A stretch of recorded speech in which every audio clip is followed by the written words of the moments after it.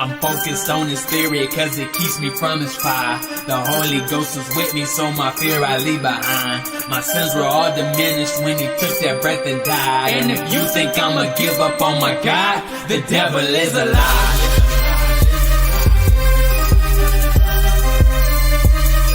The devil is a lie.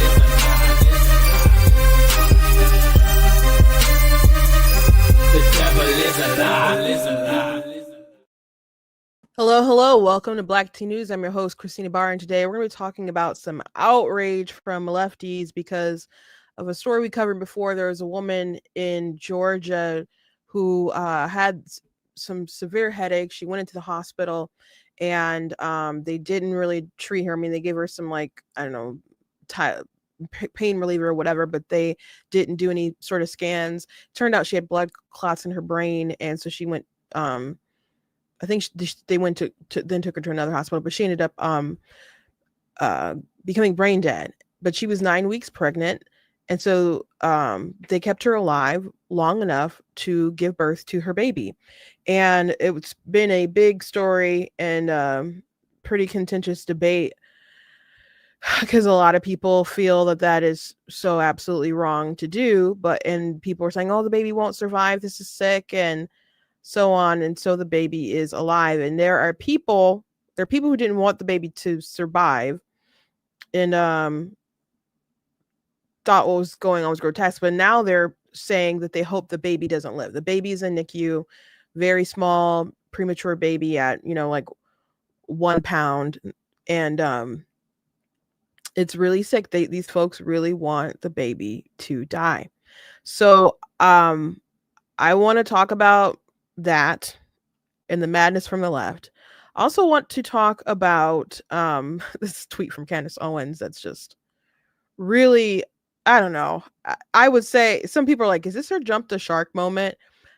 She said some pretty wacky things, and there's some pretty wacky people who are following her now, but this is a lot. Just with some of the, she also said that people in the army should leave the army as well. So there's some anger and outrage from her, and I just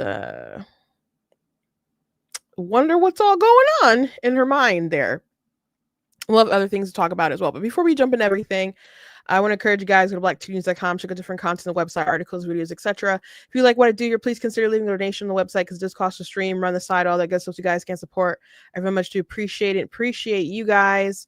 You guys can also do super chats or super thanks if you would like. If you're watching on Facebook, you guys can send stars. You guys can also check out different merch that's available on my website. I've got some mugs and I got some t-shirts, some pro-life stuff as well.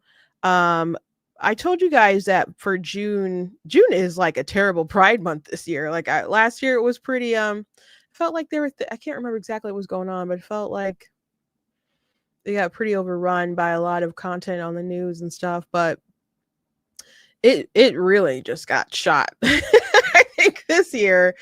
And man, they got some bad news with the Supreme Court decision as well. So it's a pretty crappy Pride month probably for the LGBTQ plus etc lobby. But to me it's Life Month, and our church, we do a drive for Pregnancy Crisis Center. And so my sisters went out with some money that was raised by the church, and I bought some diapers and clothes and other things like that. And other folks are still going to donate stuff. So it's really cool. I recommend that, you guys stay active and involved and not just like voicing, hey, abortion is bad and voting to end it, but to also, help mothers and different people in need. So that's just one of the ways that we decided to be proactive about that. And so just wanted to share that. We got some good stuff going on. And I also got my book, of course, God is Blatantly Against Abortion out there. If anyone is interested in that, that's available on Amazon. There's a link in the description. It'll take you to an Amazon page where you can see all my books listed. And I have 18 altogether. 2 are nonfiction. Most are fiction because I like to write whatever the heck is on my mind. Whatever's on my mind. So, last thing I want to say before I jump into stories, I just want to remind you guys that my sister Tina, who did the art on the book cover that I just showed you, she has a sale on her website. It's tinastextportraits.com, and she has a 30% off sale for her prints. So she has prints. Well, she'll draw an image of a person just using a phrase, their name, etc. So she has a really cool Trump on there. She has Ronald Reagan. She has Abraham Lincoln, and she has a Jesus Christ that's made out of the John 3:16 scripture. So I recommend that you guys, check that out and support my sister. And the code for the coupon for 30% off, it says it on the website, but it's birthday 30 because it is also her birthday month. So hers is 2 weeks after mine. So mine was last week, and so hers is next week. She's having a murder mystery party, and so excited about that because I'm the one who makes the game for the murder mystery party. And she's having it's a period party, so we're coming at period as in time. So it's Regency era, like Pride and Prejudice. So people are buying dresses for that time. She got her dress. I haven't bought mine. We'll see if I order one later, if it'll get here on time. I'll have to see, but I know there's some on Amazon. So yeah, it should be fun. I'm thinking about the game, have to write it all out, but it's really fun. It's hard to do if it's like, between like 20 people or less is if you start getting more than that, it's just crazy. It's too complicated. But there's like 3 rounds, and it really forces people to mingle because how I do it, you have to talk to other people to get the clues so you can get the whole story. And the person who ends up guessing the killer is the winner. And if you don't guess the killer, then the killer wins. And so we were talking about it last night, and someone was like, oh, Daniel's probably going to want to play. Daniel is my 9-year-old nephew. And I'm like, well, he can read. That's fine. And like, but his sisters are going to want to play. I'm like, they can't read. Like, what are you going to do? And they're like, well, they can ear hustle for me. And I'm like, Daniel's going to kill y'all. Like, he plays that game Among Us that, that people play on their phones and stuff. Like, he's probably gonna be really good at the game because they play games like that on their phones or whatever all the time. Anyway, I got some fun things going on. Hope you guys have some fun things going on as well. Okay, so let's talk about this story that is all the rage online, on X, and on Twitter. I mean, X is Twitter. I'm sorry, TikTok.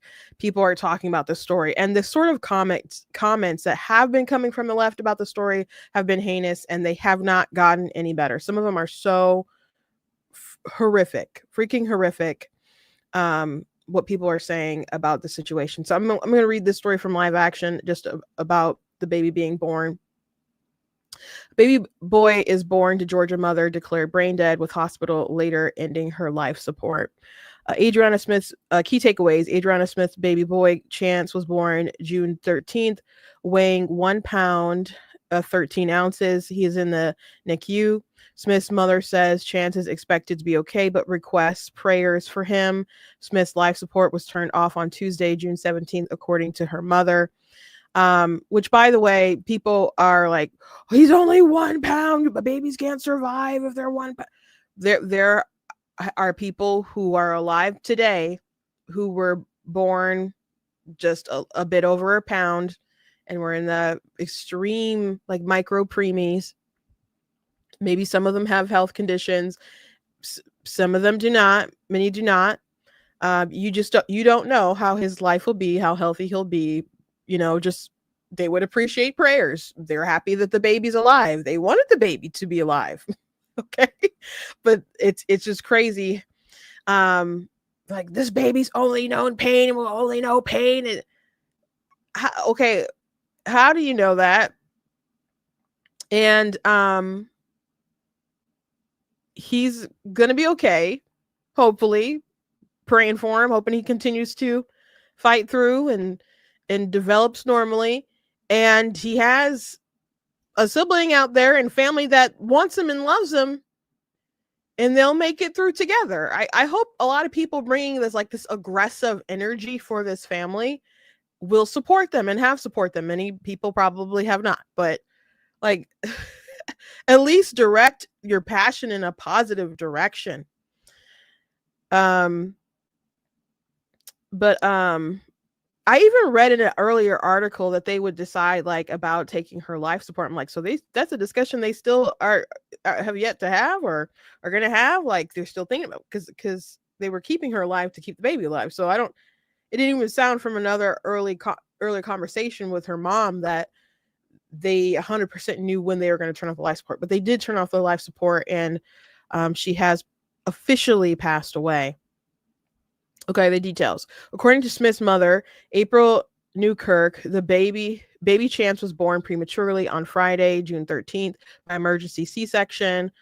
And people are saying it was a dissection and not a C-section because she was dead. They are saying a brain dead and all kinds of crazy stuff. They're like, it wasn't a birth. I'm like, birth is an emergence from the womb.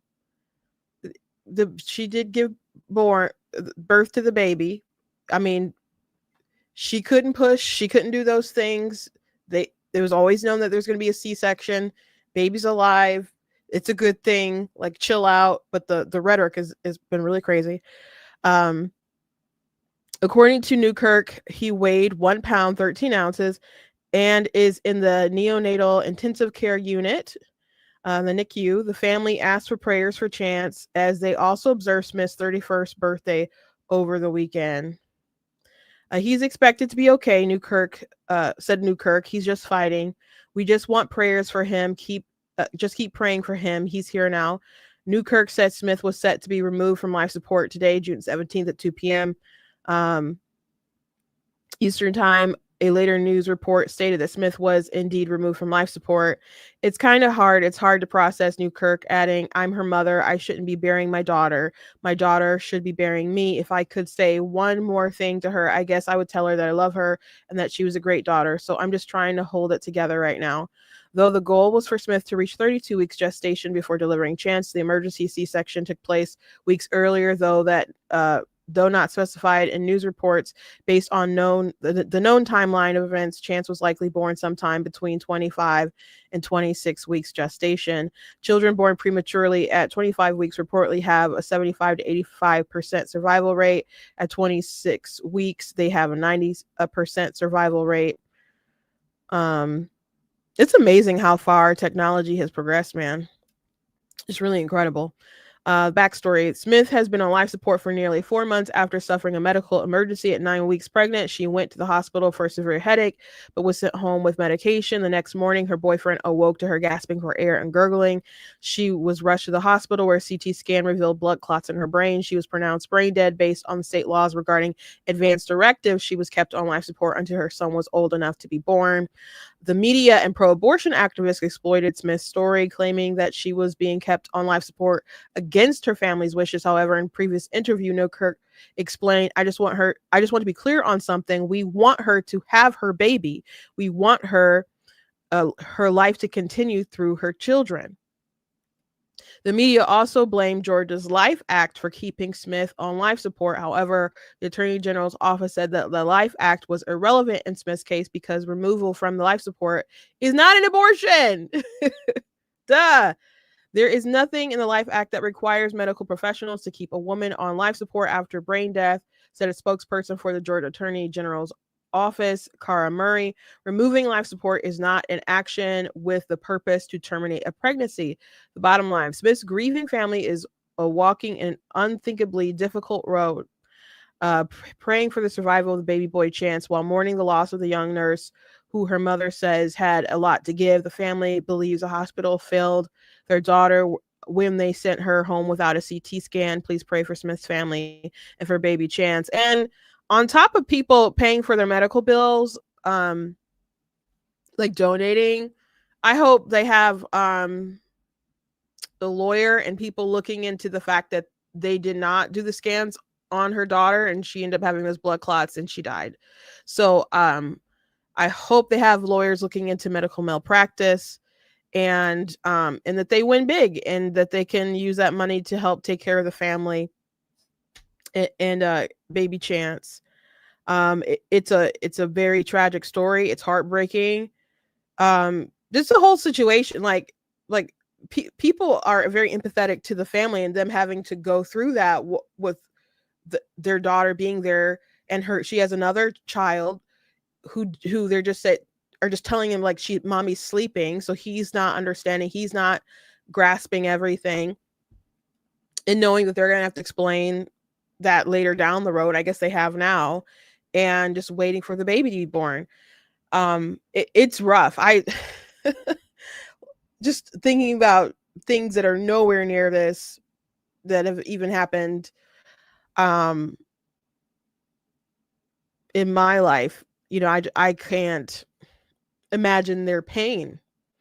And it is tragic to have to bury your daughter rather than the other way around. It's still hard the other way around though. This family is grieving, but they are happy the baby's alive. They wanted the baby to live. This article doesn't mention it, but it's worth mentioning that the family did feel like they should have a choice, whether or not they were going to proceed, even though they wanted the baby to live and to try for that. They at least wanted the choice. But it is true that it's like the life support directives, like there's a law from that's separate than the heartbeat bill. And the pro-abortion lobby was really, really trying to make this about pro-life, pro-choice. And this is what happens in Georgia heartbeat bills. So they find stories like this and they exploit them as much as they can. I can understand people being concerned about or having different medical ethics questions and so on. But now that the baby is born, like people were saying wild stuff before, but now they're still at it, and some of the stuff they're saying is so gross. So let me show you some examples of some of the crazy stuff that's being said.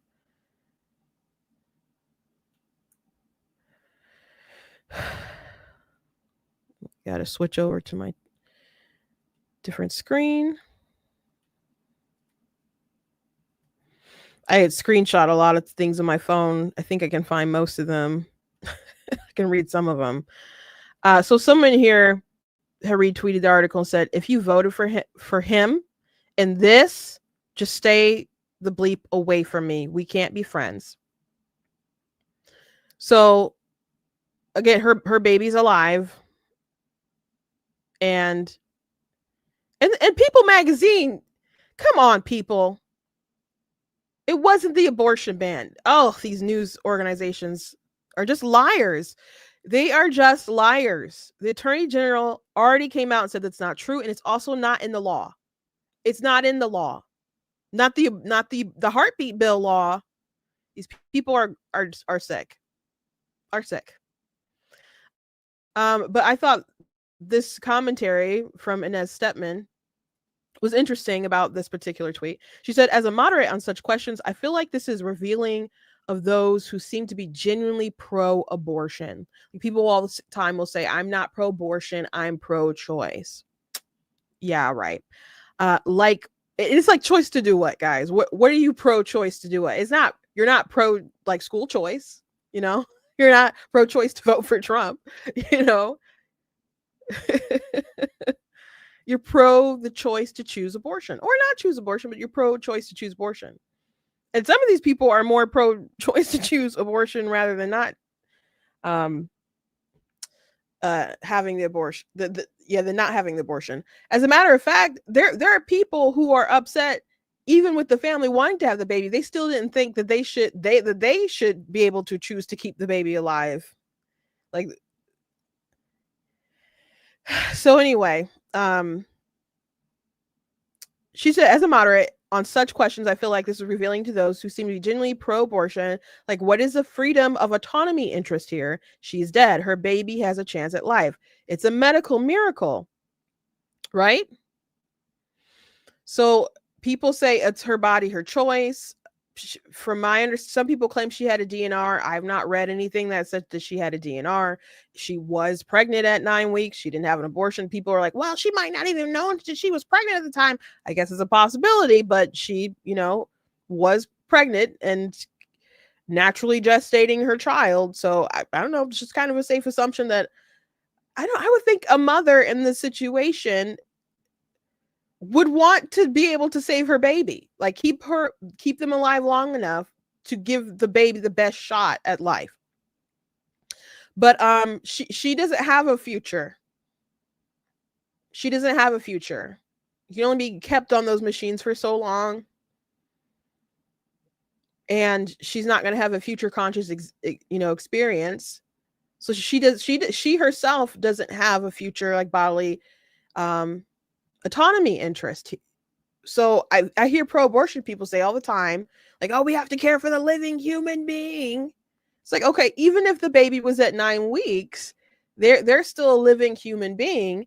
So they say you got to prioritize the will of the woman, even if it's not a life and death issue, if she wants to have an abortion. So why isn't it flipped here that in the interest of saving life, the only life that has a chance of having a future conscious experience, why wouldn't you try to keep that baby alive?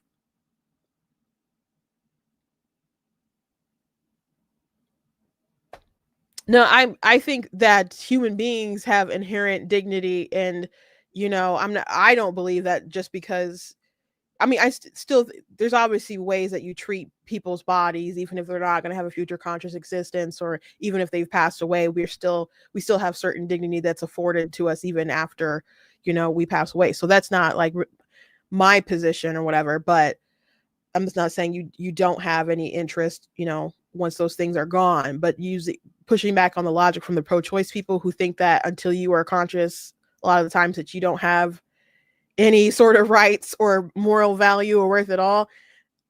A lot of the stuff isn't making a lot of sense to me. RC asked the question, didn't her family want the unborn baby to live? Yes, they wanted the baby to survive. They did. And these people are still mad. Still mad. She said, not only do I not fear this, if God forbid it were to happen to me, I would hope that my husband and family would pay any price for the slightest chance to use my body as an incubator for my child long enough to give him or her a chance at life. I'm dead. What do I care about dignity? Barely any of us manage that while living anyway. By the way, even the headline, they're underselling the baby's chances by reducing the weight by close to half, 1 pound, 13 ounces. And then she posted this snippet saying that he's expected to be okay. He's fighting. We just want prayers for him. Just keeping him alive. Keep praying. He's here now.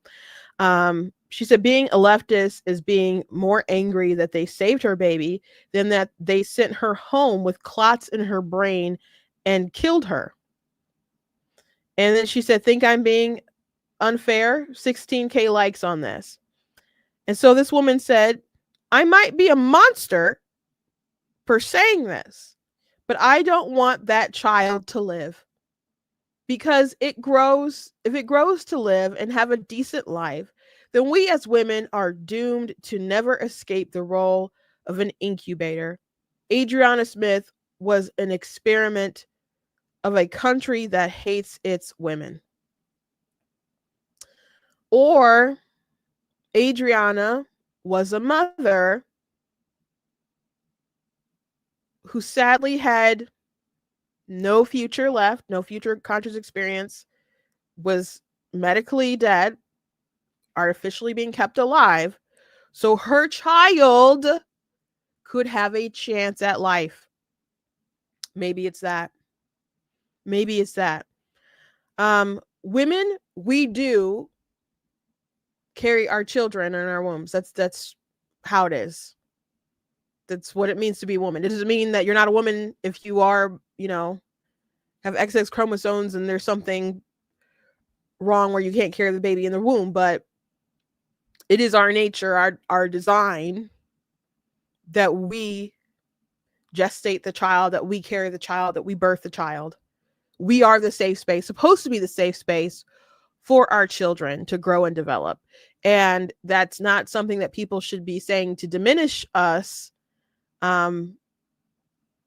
It's like a freaking superpower. Like I like to say that God created women not to do what men can't. To do what men can't. Okay? So people saying, "Oh, that they just made her corpse an incubator." Like they talk as if this woman was a zombie, and rob her of the dignity of what she was doing. And there's one video that I saw on TikTok that went viral, and people left the craziest comments in there too. And a woman was like, "If I'm brain dead, use my body to save my child.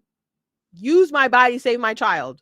And people were so hateful in those comments as well. It's just so bizarre. There's more.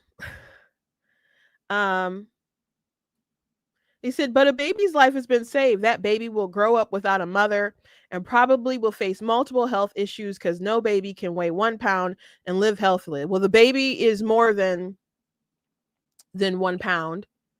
It's close to 2. But there are babies who are that small and live. It's true that the baby will live without a mother. The baby will have other people who will love them. But I hope people who are using that excuse, like the baby will be without a mother, are in the streets with signs against 2 dudes adopting a baby, or using IVF to make a baby. If you're like, oh, they're going to be without the mother. I think mothers are important too, mothers and fathers. I don't think you should purposely design a life to be motherless or fatherless, especially without their biological parents. There are things in life where you can't get that perfect mom and dad raising the child. Sometimes your parents pass away. And it is sad when that happens. Devastating when that happens. Life isn't always perfect. That doesn't mean it's not worth living and persevering through. But these people are nuts, man. There's more.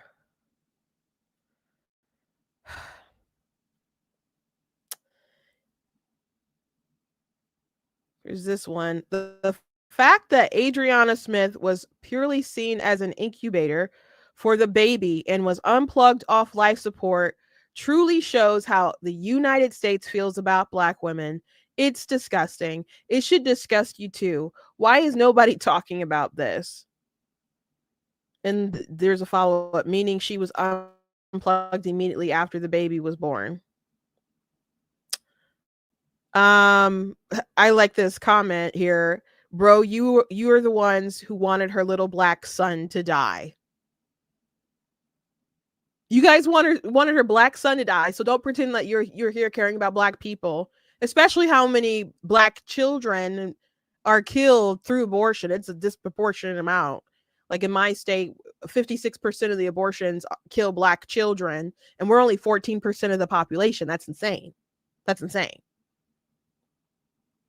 But what people try to be so deep and they throw around race to get like extra points because they think people won't, I don't know, push back too much when you throw the word Black in there or something. Like, this is just how they treat Black women. How long did you expect them to keep her alive after she had been brain dead for so long? How long? Because it's pretty clear that they kept her alive long enough to be able to care for her son. That's not wrong. Like, they're the ones who are choosing to not see her as anything more than an incubator. We see her as a mother caring for her child. We see her as a mother caring for her child.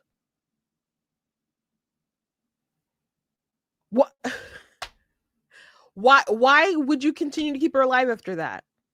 Just like common sense. Like why? Answer. I mean, he can't hear me, but dang. And it's just, if that's his real picture, just white. I don't know if that's his real picture or whatever, but white lib all day, all day. Some ignorant nonsense.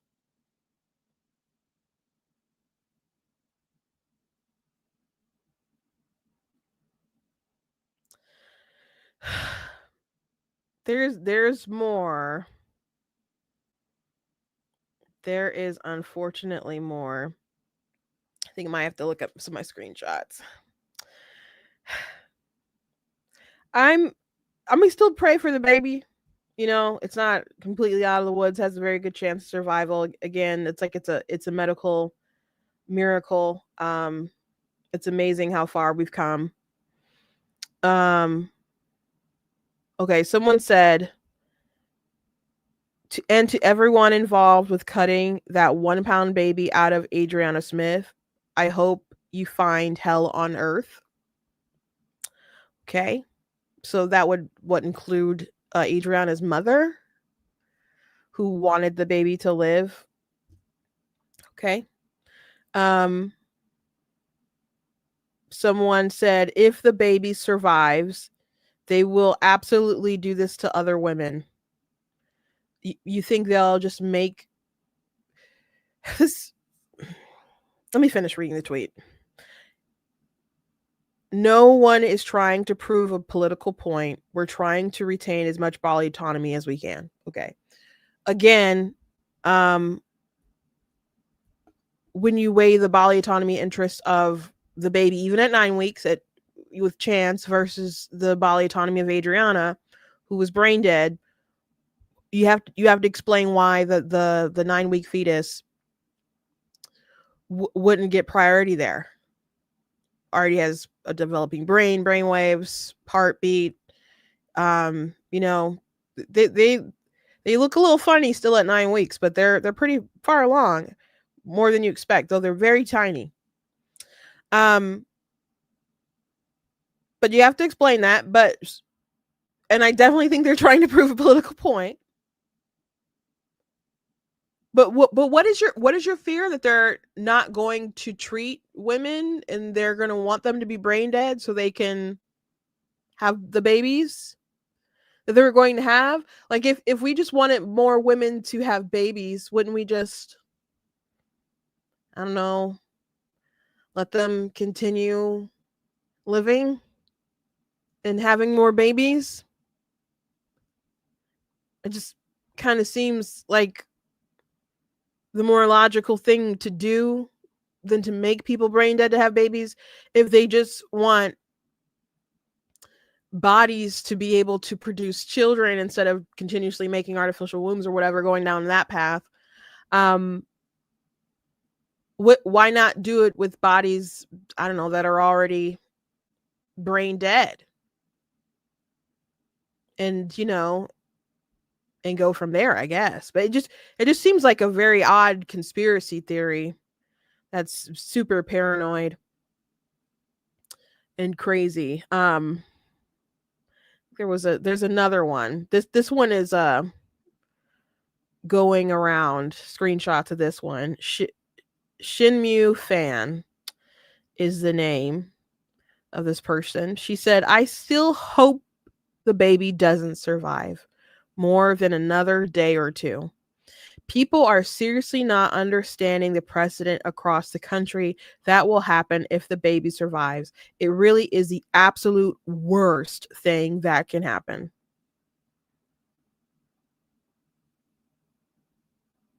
And she was replying to a comment that said, people framing the survival of Adriana Smith's baby as a miracle when it's actually one of the worst outcomes. The baby living is the worst outcome.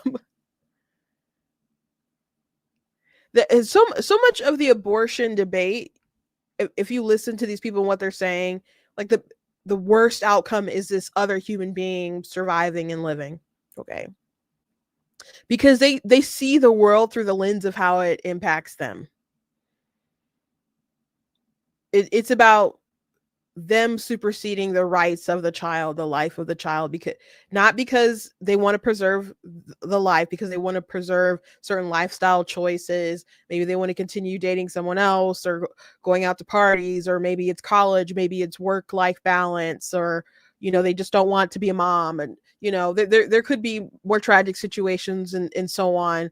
But it's people don't like saying that abortions are done out of convenience, because they're like, no, abortions are really hard. Yeah, sure, but you're still doing it because you think it'll be more convenient than having a baby, growing a baby for 9 months, and then birthing them, and then caring for them. Or maybe you won't care them, maybe you'll put them up for adoption, but you do think it's more convenient to do that. That's why you make the decision to do so. And even beyond what involves their body, like it's a clump of cells and so on. There's people who believe that, it shouldn't be double homicide if you kill a pregnant woman, or if a drunk driver hits a pregnant woman, she lives, but she loses the baby. Like in Colorado, real story, a woman was going to her, her OB-GYN. It was like the final checkup, and she got hit by a drunk driver, and she lost her baby. So she's very far along. And they're like, oh, we can't treat that like it's a person. We can't do that. So that's not that's not about abortion. But if you say that a baby, even that far along, is a person and deserves some kind of justice, well, then maybe the late term abortion clinics in Colorado, they start,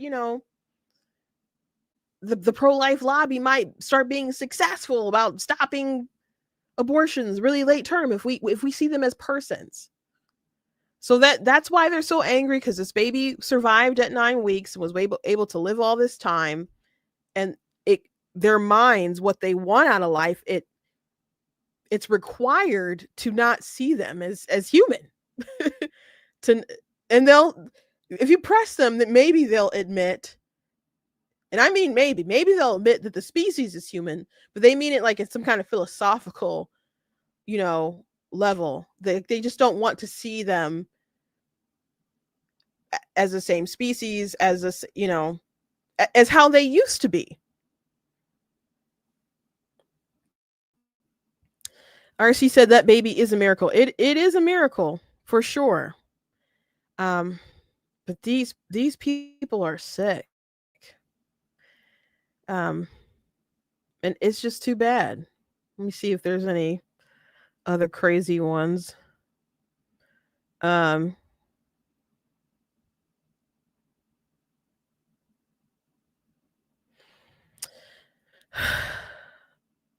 Someone said you can't say that that's what they wouldn't have chosen using.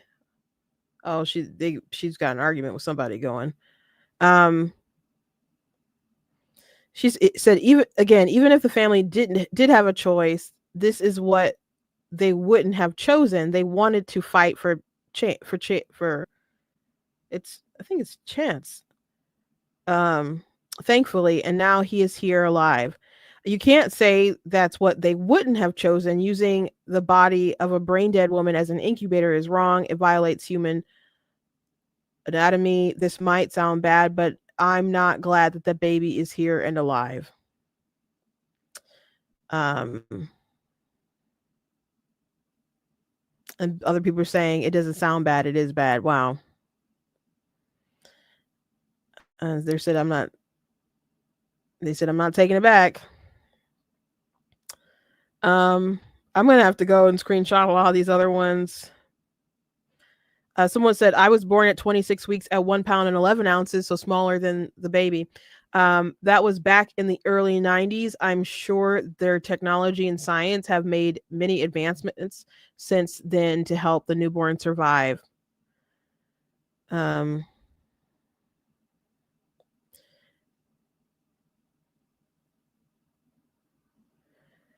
And someone she said they expect to be okay. You're trying so hard to twist into he will be blind, disabled, or die. It's weird, not worth even addressing. They said, or they could be lying to her. Medical professionals outside this case don't see any way he survives unharmed based on science.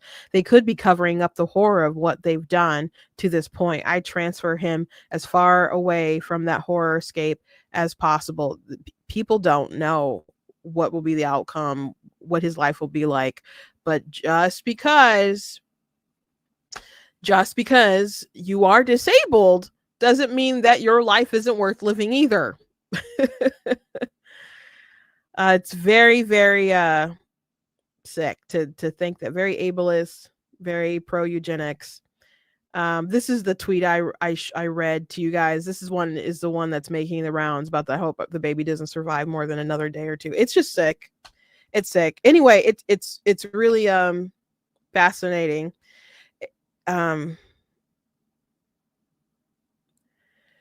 What people are able to what they were able to do here, for sure.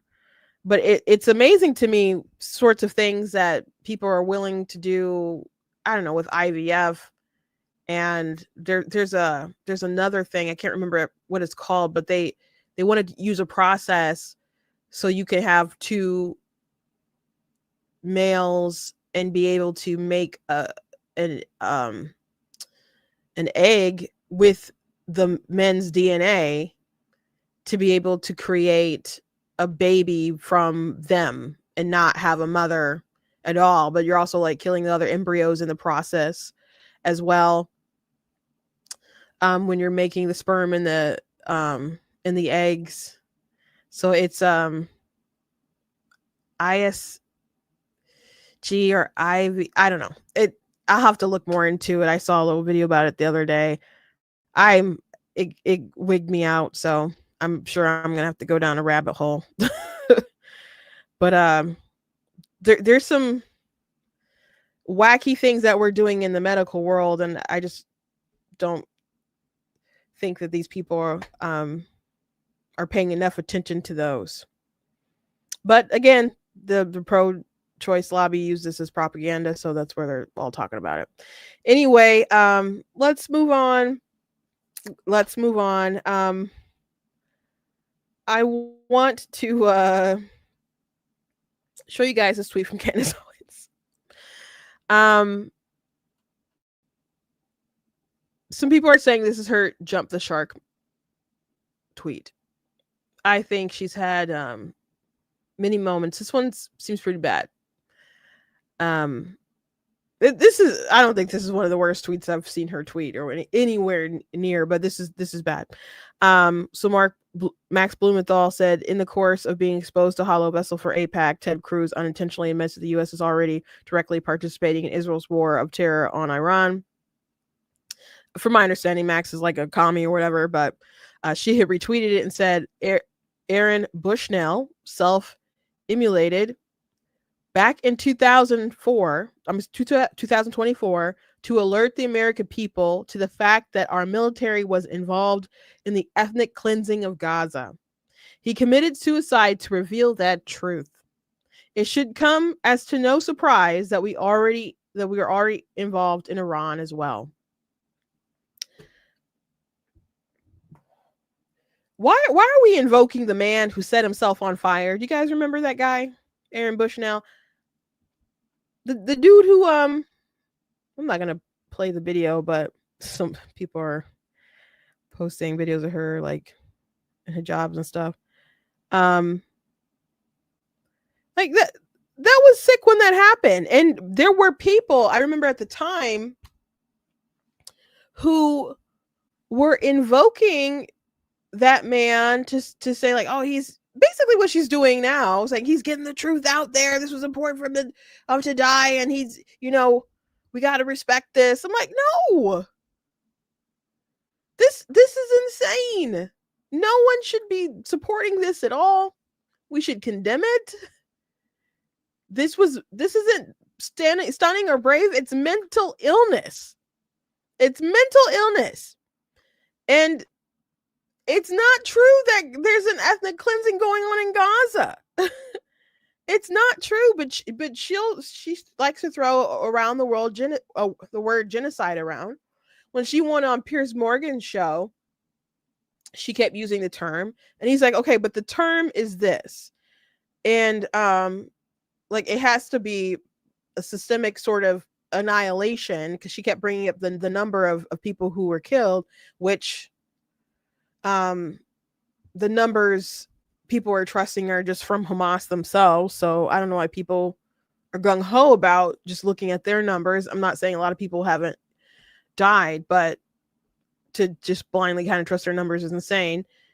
And so he kept pointing to her what the definition was, and then she eventually got frustrated. Why are you bringing up the like nobody cares about the, like that's not a big deal. It's like, but you're using this word and you're doing it improperly to, you know, fan the flames, to make people upset, get them emotional and so on, but you're just not accurate at all.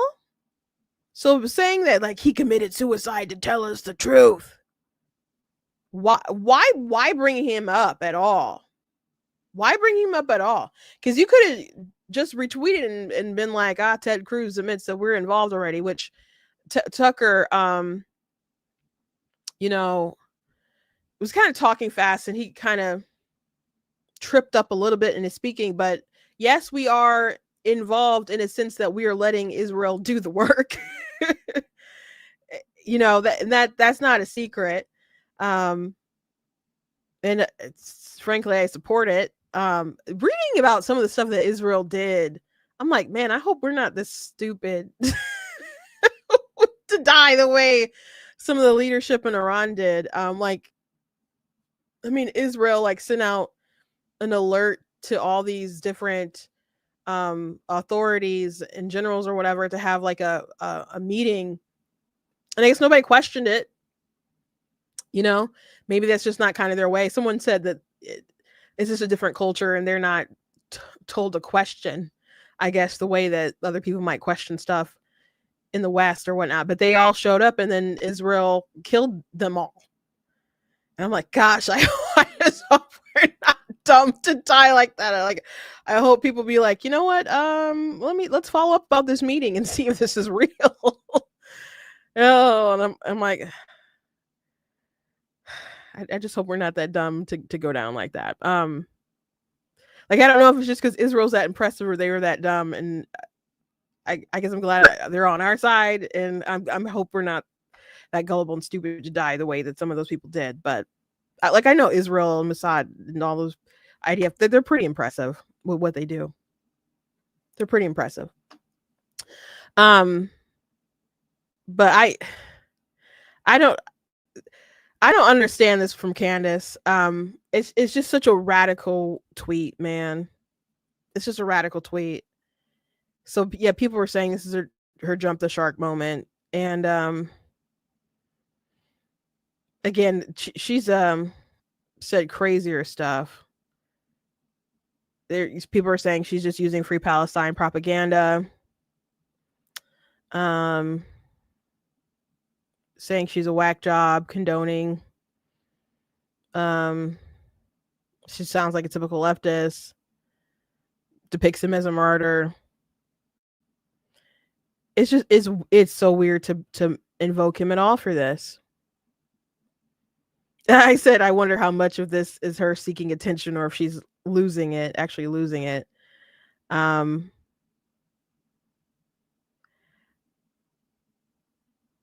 Someone said died for nothing award. These pro-Islamist conservatives drive me nuts.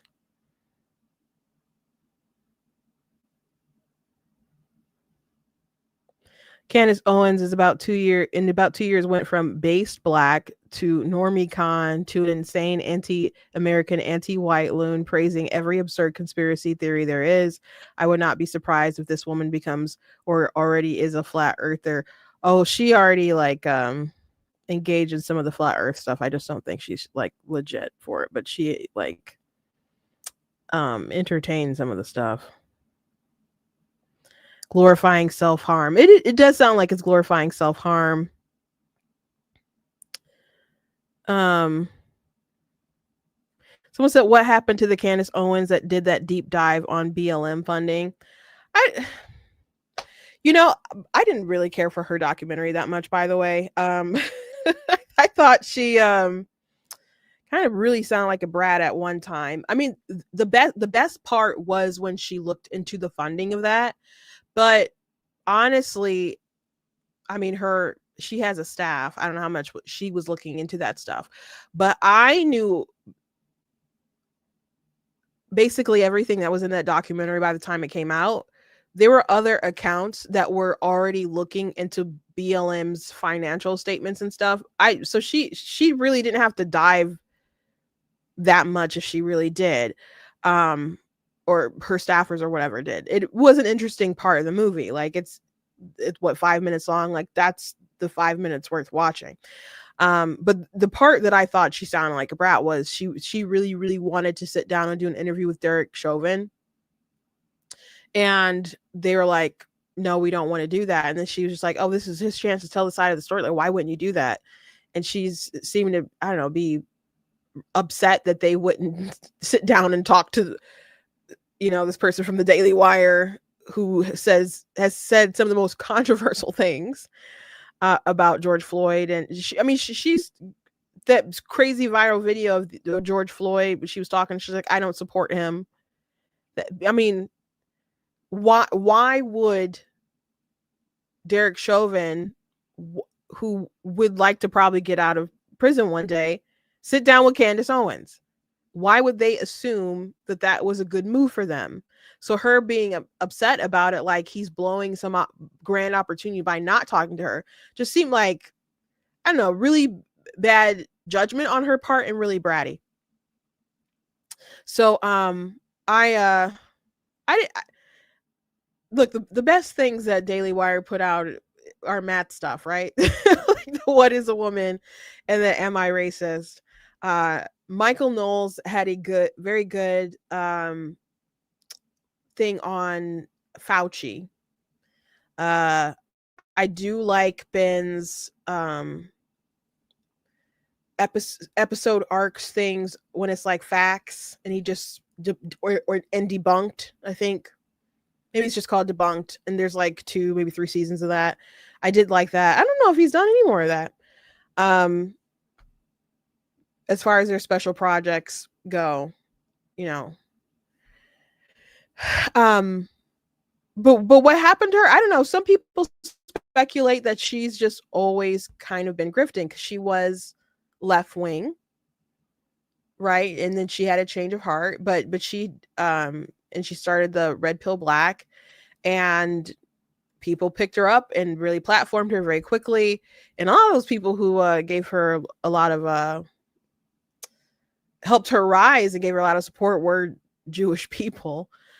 As far as her beef with Ben and her turn toward like anti-Semitism, I have a video that breaks down her beef with Ben. It's not everything. It was just kind of up until their blow up, and then I think by the end of that year when she left, or I think I made the first one before she left. But it covers a lot of stuff. I think she was really jaded by when they tried to cancel her for the Hitler comment she made, saying that the problem with Hitler was that he didn't like stay just and have dreams for Germany, but he wanted to like take his ideals and goals like everywhere. And she described, because she was defending nationalism, and she said there's nothing wrong with nationalism, like globalism is the problem. And she didn't seem to think that Hitler was a nationalist and seemed to think that he was a globalist, but she was using the terms wrong. And I do cover this in that video that I have, and I show those clips. So she was going on a rant. This is when I think she was with Turning Point USA. And so people took that clip from Candace and they're like, oh, she's pro-Hitler and so on. So she had to go to Capitol Hill and people like brought it up. And when people talk about Candace, to me, that they would bring that up and so on to just paint her as an anti-Semite. And I think she never really got over the way that people came for her, and then she loved Kanye, and Kanye went off on the Jews, and she tried to defend Kanye and stuff. So I think she just I don't know how much is sort of like inherent as her feelings towards it, or how much just kind of evolved from feeling jaded, and how much that skewed her perspective on stuff, and how much maybe she decided to double down once she had, the beef with Ben and so on. But to be honest, I wonder, I mean, she could be just grifting. She's talking to kind of a new conspiratorial audience, and there's enough of them that are still, watching her stuff, supporting her stuff. And then there's people who loved her stuff before that just don't follow her so closely to know some of the really, really crazy stuff that she's tweeting. And they'll still watch some of the things, maybe they like her coverage of the Justin Baldoni lawsuit with Blake Lively, or, when she has a comment on, I don't know, maybe religion or transgenderism or something like that. But they just want to ignore on the Israel stuff. I think,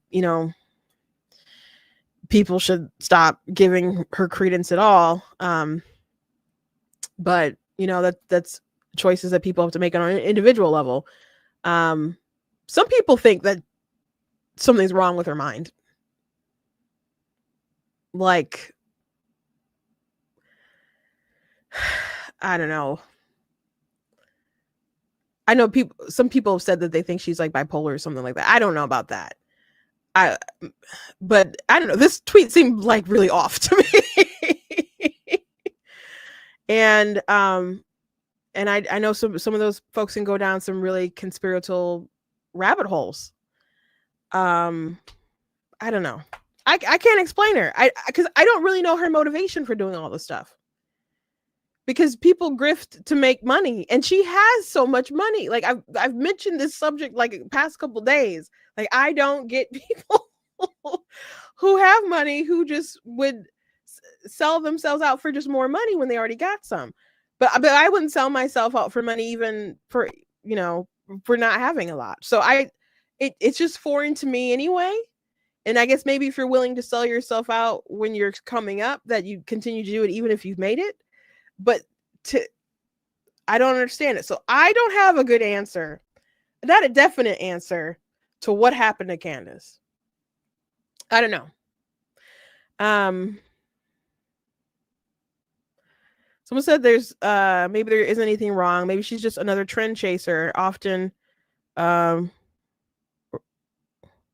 riling up people brings in more attention than catering to a continuous audience. It could be just that. But I don't. Eventually, there's gonna be a wall that you hit if you say too many wacky things. There's gonna be a wall. But I don't know. She's still outside of like the conservative. She still gets like, I think she was on Stephen A. Smith show the other day. I'm like, why, Stephen? But he's not probably chronically online following her other stuff or whatever. And she gets eyeballs, and they want eyeballs or whatever. So they, have a conversation with her.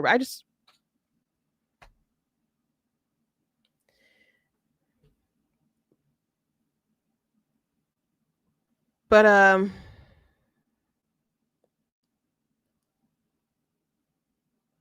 but I don't know. To me, like the Bushnell thing is crazy, but there's other things that she said have been also so awful, and she's still kicking. So I guess she doesn't feel like she's very cancelable, so she can just keep drumming up as much controversy as possible. I don't know. I don't have a good answer. I don't know. I really don't know. I've got just kind of the theories that I threw out there. I wish I had a better answer. But I do know that I thought from the jump that she was a little too spicy for the Daily Wire. I was surprised when they brought her on. I really was. So and even beyond like her Israel content, I thought there was content that she had that was too spicy for them. And when you're a Black conservative, especially a Black woman, people want to just compare other folks to Candace Owens or compare me to Candace Owens. And I've been called little Candace Owens. I'm like so physically bigger than her. Like, and I've been a conservative my whole life. So I just wouldn't call me a little Candace, but there's just so many things we think differently on, ways that we approach the world differently, different ways that we would speak and think to speak, just because people have some things in common doesn't, mean they're the same.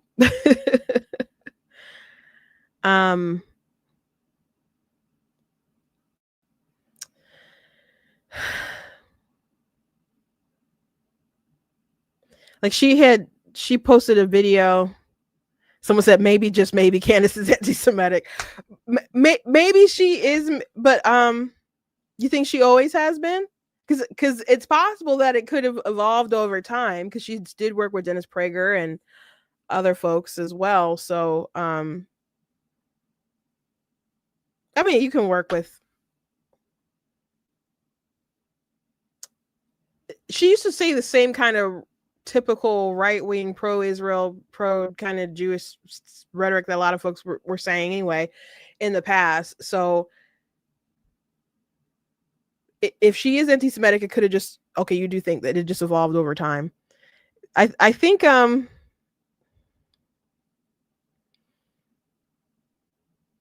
of the stuff that she's saying, I don't. You got to just be prepared to own that your whole life. And to me, that's just really insane for an act, It's just really insane for an act. She also had said the other day, she posted a video from her show, said the same people say Iran can't have a nuke because they are religious fundamentalists are the same people who hold the heretical belief that we must support Israel's nonstop campaign of murder, blackmail, and land theft, bombing, and starvation of the innocent because God will bless those who bless the 1948 created nation of Israel. That is quite a way to define what's all going on. But I really don't see her talk too much about Islam. But Iran, they shouldn't have a nuke, and they are religious fundamentalists, and they chant death to America. And if there are several scriptures in the Quran that justify the killing of innocents, or maybe not innocents in their view, just people who aren't Muslim. And there's a lot of people who obviously don't adhere to those scriptures, but there is reason to be concerned about Iran. And I don't think they should have a bomb. I don't think they should have a nuclear weapon. I don't. But that's quite a way to describe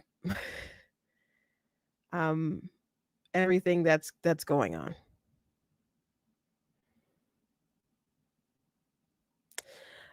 Could the anti-Semitism be stemming from people in her direct sphere, like her husband? I don't watch her a whole lot, so I don't know how long she's been married.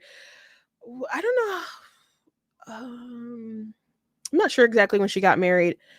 I don't know about her. Her father-in-law called her out about some of her anti-Semitism. I'm not aware of her husband's views on it. Her husband certainly has impacted her relationship with Andrew Tate, because her husband was buddies with Andrew Tate, and I guess was friends with him before he became super famous and stuff. And she's really defended Andrew Tate. She had that Puff Piece interview with him, and came after his accusers, and she once said that she'd be willing to debate people on the cases against him. Like, she put out a challenge, and Apostate Prophet was like, I'll do it. And she never, I don't think, took anyone up on that challenge. And I don't, that's another thing that's puzzling. I don't understand so many people who went to bat for Andrew Tate either. I don't know. It almost seems culty. I don't know. I guess if I understood it, maybe there'd be something wrong with me. I guess if I understood it, there'd be something wrong with me. Anyway, I'm over on my time, guys. I'm gonna let you go. Please go blackteeners.com, check out different content on my website, articles, videos, etc. If you like what I do, please consider leaving a donation on the website, because it does cost a stream on my site. All the good stuff you guys can support, very much appreciate it, and appreciate you guys. I ask that you guys also visit my sister's website, tinastextportraits.com. She's got some cool stuff that's 30% off, some text portraits, so go ahead and check that stuff out. If you guys are interested in any of my t-shirts and things like that, you guys can go to my website. You guys can also go to the link in the description. They'll take you to some of my books where you guys can check out that stuff if you would like. I got 2 nonfiction books, and the rest are fiction books, and I will continue to keep you updated on my progress with like bigger and more stuff that I release. God bless you guys, and I'll see you